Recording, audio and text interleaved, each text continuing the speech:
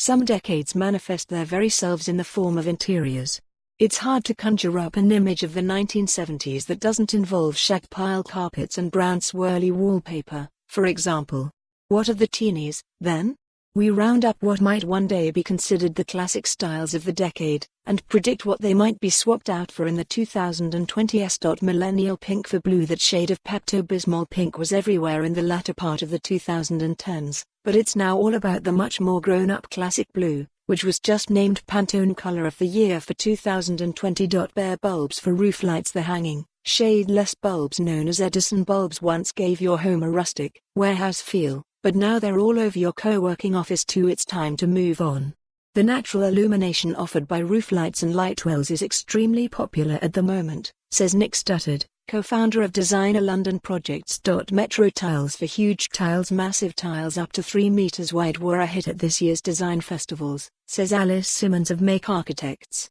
Designers will be creating tiles that look like real marble or stone but are actually made from more durable porcelain and to much larger proportions than ever before, she says. It's a nice change from the ubiquitous white, rectangular tiles that now adorn the bathroom of every gastropub within the M25. Hygge for Art Deco. The 2010s have been emotional, and sometimes all we wanted was to forget our troubles with a chunky knit blanket and some vanilla candles. Now, we'll be hiding from the world in glam Art Deco surroundings instead. It's all about great angles and velvet, keep the furniture dark and the walls light, says Dawn Kitchener, managing director at Blocc Interiors.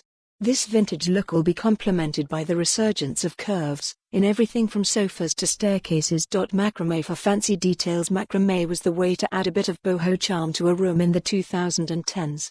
Now we'll be jazzing up our soft furnishings instead, according to Chao Gandhi, founder of interiors studio Elysian. Layering trims and fringing to curtains and commissioning elaborate embroidery and beadwork to our cushions and throws adds heaps of personality, she says. Washed out for bold for walls, say goodbye to wishy-washy neutrals. Julian Prieto, head designer at myedge2.com, says dyed and painted concrete will be used to create bold, vivid feature walls. Expect warm earth tones or punchy, absinthe green and strengthened pastels, he says. Washed Out is most definitely out in 2020. For more on this story, visit the news article link.